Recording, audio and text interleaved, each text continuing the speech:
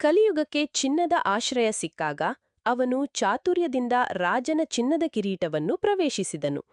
ಅದನ್ನು ಪರೀಕ್ಷಿತನು ಬೇಟೆಯಾಡುವಾಗ ತಿಳಿಯದೆ ಧರಿಸಿದ್ದನು. ಪರೀಕ್ಷಿತನು ಧರಿಸಿದ್ದ ಚಿನ್ನದ ಕಿರೀಟವು ಒಂದು ಕಾಲದಲ್ಲಿ ದುಷ್ಟರಾಜ ಜರಾಸಂಧನ ಒಡೆತನದಲ್ಲಿತ್ತು. ಪರೀಕ್ಷಿತನು ಕಲಿಯುಗಕ್ಕೆ ಚಿನ್ನದ ಮೇಲೆ ವಾಸಿಸಲು ಅನುಮತಿ ನೀಡಿದ್ದರಿಂದ ಕಲಿಯುಗವು ಈ ಕಿರೀಟದ ಮೂಲಕ ಪರೀಕ್ಷಿತನನ್ನು ವಶಪಡಿಸಿಕೊಂಡನು. ಗಾಢವಾದ ಕಾಡು, ನೆರಳುಗಲ ಜಾಲ, ಪರೀಕ್ಷಿತನ ಬೇಟೆಯನ್ನು ನುಂಗಿತು. ದಾಹವು ಅವನನ್ನು ಕಾಡಿತು. ಗಾಢ ಕಾಡಿನಲ್ಲಿ ಕಳೆದು ಹೋಗಿದ್ದ. ಒಂದು ತೆರವಿನಲ್ಲಿ ಆಶ್ರಮವು ಹೊಳೆಯಿತು. ಋಷಿ ಸಮೀಕನು ಗಾಢ ಸಮಾಧಿಯಲ್ಲಿ ಶಾಂತನಾಗಿ ಕುಳಿತಿದ್ದ. ನೀರು, ಪರೀಕ್ಷಿತನು ಕರ್ಕಶವಾಗಿ ಕೇಳಿದ, ಆದರೆ ಋಷಿಯು ಅಚಲನಾಗಿದ್ದ. ಕೋಪ ಉಕ್ಕಿತು. ಇದು ಅವಹೇಳನವೇ?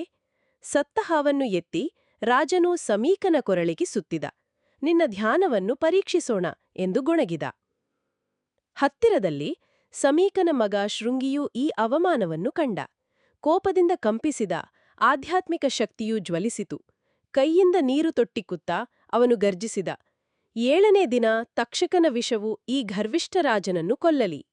ಕಣ್ಣೀರು ಶಾಪವನ್ನು ಅನುಸರಿಸಿತು. ಸಮೀಕನು ಎಚ್ಚರಗೊಂಡ. ಹಾವು ಕೆಳಗಿಳಿಯಿತು. ಶೃಂಗಿ, ನಿನ್ನ ಶಾಪ ತೀವ್ರವಾಯಿತು ಎಂದು ಸೌಮ್ಯವಾಗಿ ಗದರಿದ. ಪರೀಕ್ಷಿತನು ಒಳ್ಳೆಯ ರಾಜ, ದೋಷವಿದ್ದಲೂ ರಾಷ್ಟ್ರದ ಭಾರವನ್ನು ಹೊತ್ತವನು. ಒಂದು ತಪ್ಪನ್ನು ಇನ್ನೊಂದರಿಂದ ಸರಿಪಡಿಸಲಾಗುವುದು. ಕರುಣೆಯ ಕಣ್ಣುಗಳು ಆಕಾಶಕ್ಕೆ ಏರಿದವು. ದೇವರೇ, ಇವನನ್ನು ಮಾರ್ಗದರ್ಶಿಸು. ಶಾಪದ ನೆರಳು ತನ್ನನ್ನು ಹಿಂಬಾಲಿಸುತ್ತಿರುವುದು ತಿಳಿಯದೆ ಪರೀಕ್ಷಿತನು ಕಾಡಿನಿಂದ ಹೊರಟು 7ನೇ ದಿನವೂ ಹತ್ತಿರವಾಯಿತು. ವೀಕ್ಷಿಸಿದ್ದಕ್ಕಾಗಿ ಧನ್ಯವಾದಗಳು. ಅತ್ಯುತ್ತಮವಾದದ್ದು ಇನ್ನೂ ಬರಬೇಕಿದೆ. ಆದ್ದರಿಂದ ಹೆಚ್ಚಿನ ಸ್ಫೂರ್ತಿದಾಯಕ ವಿಷಯಗಳಿಗಾಗಿ ನಮ್ಮೊಂದಿಗಿರಿ. ಹೆಚ್ಚಿನ ವಿಡಿಯೋಗಳಿಗಾಗಿ ನನ್ನ ಯೂಟ್ಯೂಬ್ ಚಾನೆಲ್ಗೆ ಭೇಟಿ ನೀಡಿ.